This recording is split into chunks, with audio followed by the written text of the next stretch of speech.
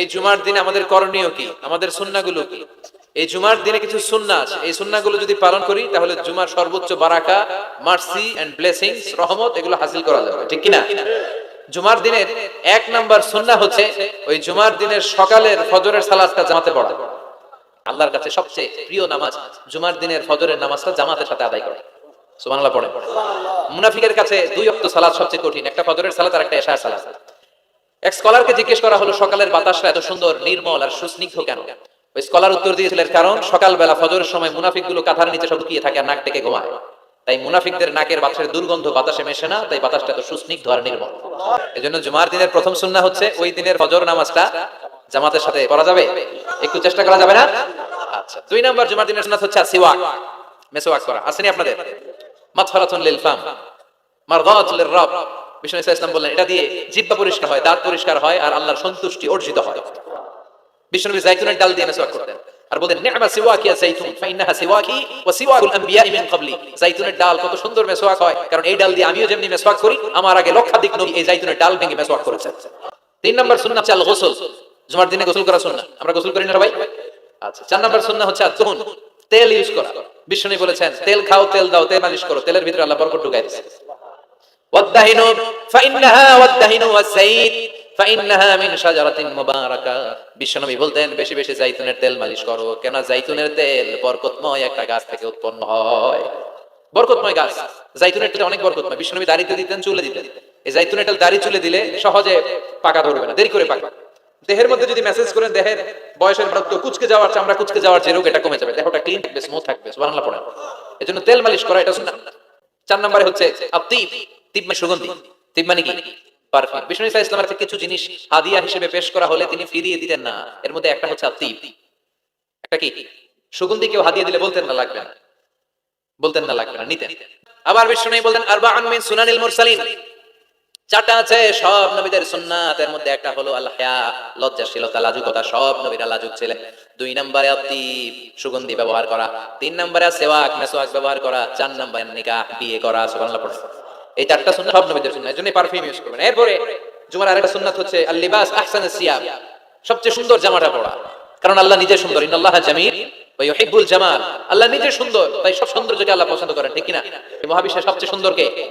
বিষ্ণু ইসলাম বলেছেন ইন্নাল্লাহা ইউহিব্বু আইয়ারা আযারা নি'মাতিহি আলা আবদি। আল্লাহ তার বান্দার উপর তার নিয়ামতের বহিঃপ্রকাশ দেখতে পছন্দ করেন। আপনি যদি ধনী হন, আপনার ধনীর একটা প্রকাশ যেন আপনার দেহে থাকে, কোনো সমস্যা নাই। আপনি হাজার কোটি টাকার মালিক, আপনি সিরাপারা জামা পরছেন, কিপটামি করতে বলছে কি আপনাকে? আপনি সুন্দর চমৎকার জামা পরবেন আর শুকরিয়া করবেন কার? কথায় কথায় বলবেন শুকরান লা ফাখরান, শুকরিয়া আল্লাহ, ফখর করছি না। কারণ আল্লাহর দেয়া নিয়ামতের একটা বহিঃপ্রকাশ, সিম্পটম আল্লাহ আপনার দেহে, আপনার গায়ে, আপনার চলনে বচনে দেখতে পছন্দ করে। সুবহানাল্লাহ পড়েন। এজন্য জুমার দিন সুন্দর জামা পরে যাওয়া সুন্নাহ। এরপর আরেকটা সুন্নাহ হচ্ছে ইকসারুস সালাহ আলা রাসূলিল্লাহ, আল্লাহ রাসূলের উপর বেশি বেশি দুরূদ পড়া। বিশ্বনবী বলেন জুমার দিন বরকতময় দিন, এইজন্য এই দিনে তোমরা আমার উপর আকসিরু আসসালাত আলাইয়া, আমার উপর বেশি বেশি তোমরা দুরূদ পড়বা। ফা ইন্না সালাওয়াতাকুম মা'রুদাতুন আলাইয়া, কেননা তোমাদের দুরূদ আমার কাছে পেশ করা হবে। সাহাবারা বললেন কাইফা সালাওয়াতুনা মা'রুদাতুন আলাইকা ইয়া রাসূলুল্লাহ ওয়া ক্বাদ আরিমতা। ও নবী, মরার পরে আপনি পচে গেলে মাটির সাথে মিশে যাবেন, মিশে যাওয়ার পরে আমাদের সালাতগুলো কে আপনার কাছে পৌঁছাবে, কেমন করে পৌঁছাবে? বিশ্বনবী বললেন ইন্নাল্লাহা হারামা আলাল আরদি আন তাকুলা আজসাদাল আম্বিয়া, আল্লাহ তাআলা জমিনের মাটির জন্য নবীদের দেহ খাওয়াকে চিরকালের জন্য হারাম করেছেন। জমিনের মাটি আমারে খাবে না। আল আম্বিয়া ওয়া আহইয়াউ বিকুবুরিহিম ইউরযাকুন, নবীরা কবরে জীবিত আর তাদেরকে রিজিক দেয়। তবে এই জীবিতটা আমরা এখন যেমনি জীবিত, এই জীবিত নয়, এটা আলামুল বারযাখে, নবীদের জন্য স্পেশাল একটা স্ট্যাটাস। সুবহানাল্লাহ। এজন্য এই দিনে বেশি বেশি বিষ্ণু ইসলামের উপর দুরূদ পড়া দরকার আছে না নাই? এরপরে বিষ্ণু বললেন আরেকটা সুন্নাহ হচ্ছে সূরাতুল কাহফ তেলাওয়াত করা। কোন সূরা? একেবারে কোরআনের মাঝখানে, জানেন এটা একেবারে কয় পারায়? 15 পারায়। এমন কি এই সূরা কাফের মাঝখানে একটা শব্দ আছে ওয়ালিয়াত লাত্তাফ। দেখবেন কোরআনের সব শব্দ বাক্য এক মানে ফন্টে লেখা, এই ওয়ালিয়াত লাত্তাফ এটা আলাদা ফন্টে মোটা করে লেখা, কারণ এটা হচ্ছে মিডল অফ দ্য কোরআন, কোরআনের একেবারে মাঝখানে। এটার আগে যত শব্দ তারপরে তত শব্দ, এটার আগে যত অক্ষর তারপরে তত অক্ষর। সুবহানাল্লাহ পড়ে। ওয়ালিয়াত লাত্তাফ আছে না নাই? এই সূরাটা যদি কেউ পড়ে অনেকগুলো ফজিলত। এক নাম্বার ফজিলত ইয়াকুনু লাহু নূর ইয়াউমাল কিয়ামা, এই সূরাটা কিয়ামতের দিন তার জন্য একটা আলোক বর্তিকা হবে, আর এই আলো দিয়ে সে ফুলসিরা পার হয়ে যাবে। আবার বিষ্ণু বললেন সূরা কাফের প্রথম 10 আয়াত যে ব্যক্তি জুমার দিন তেলাওয়াত করবে উসিমা মিন ফিতনাতিদ দাজ্জাল, তারে দাজ্জালের ফিতনা থেকে বাঁচিয়ে দিবে কে? আবার এই সূরাটা যে জুমার দিন তেলাওয়াত করবে 2 জুমার মাঝখানটারে আলোকিত করে দিবে কে? এজন্য জুমার দিন কোন সূরা মনে থাকবে সবার? এরপর তাবকির আল মসজিদ, মসজিদে আগে আগে যাওয়া। আমরা আগে আগে যাওয়ার চেষ্টা করব। এরপর আল মাশিউ আলাল আকদাম, পায়ে হেঁটে যাওয়া সুন্নাহ। পায়ে হেঁটে, দূরের জায়গা হলে cycle, Honda, CNG, private car দিয়ে আপনি যেতে পারেন, সমস্যা নাই। যদি শুধু ভাই পায়ে হেঁটে যাবেন, এটাতে সওয়াব বেশি না কম? এরপর আদম তাখাত্তি রিকাবান নাস, মানুষের ঘাড় ডিঙ্গিয়ে যাওয়াকে বিশ্বনবী নিষেধ করেছেন। অনেকে আসে দেরিতে, যেতে চায়, আগে আসে না নাই? জুমার দিন আসছে সবার শেষে, মানুষের হাতটা ডিঙ্গিয়ে সামনের কাতারে যেতে চায়। এই মসজিদটা সবার, এখানে কাউকে কষ্ট দিয়ে ধাক্কা মেরে নিজের সামনে যাওয়া যাবে। There is no difference between black and white, upper and lower, between the richer section of the society and poorer section of the society, between the prime minister, between the president and rickshaw puller, labor and factory worker. Everyone is completely equal, totally equal, 100% equal in the eyes of Islam. চিল্লায় এখন ঠিক কিনা? ইসলাম বলে সাদা কালোয় পার্থক্য নাই, ধনী গরিবের পার্থক্য নাই, প্রধানমন্ত্রী, প্রেসিডেন্ট, কুলিওয়ালা, ঢালাওয়ালা, দিন মজুর, ফ্যাক্টরি ওয়ার্কারের মধ্যে পার্থক্য নাই। পার্থক্য এক জায়গায়, ইন্না আকরামাকুম ইনদাল্লাহি আতকাকুম, যার হৃদয়ের মধ্যে আল্লাহর ভয় বেশি, সেই কিয়ামতের দিন হবে সেরা। ঠিক কি না? এজন্য মসজিদে সবার জন্য জায়গা সমান। আপনি কাউকে ডিঙ্গিয়ে ধাক্কা মেরে সামনে যেতে চাইবেন না। বিশ্বনবী জুমার খুতবা দিচ্ছেন, শুনতেছেন? জুমার খুতবা দিচ্ছেন, তিনি দেখলেন পেছন থেকে একজন সব সাহাবীদেরকে ঘাট ডিঙ্গিয়ে আসছে। বিশ্বনবী বলেন, এজলিস, বসো মিয়া, ফাকাদ আদাইতা ওয়া আনাইত, আসছো দেরি করে, সবার কষ্ট দিচ্ছ, আসছো দেরি করে আর কষ্ট দিচ্ছ সবাইকে। এজলিস, যেখানেই জায়গা পেয়েছো ওখানেই বসো। এজন্য গ্যাপ পেলে যেয়ে বসবেন, কিন্তু ধাক্কা ধাক্কি করে জায়গা নাই, অন্যজনের কষ্ট দেয়া যাবে। এরপরে দুখুলুল মসজিদে রাকাতাইন, মসজিদে যখন প্রথমে ঢুকবেন তখনই 2 রাকাত পড়বেন। কয় রাকাত? ক্বাবলাল জুমা, বাদাল জুমা নিয়ে অনেকে প্রশ্ন করে, খেয়াল রাখবেন।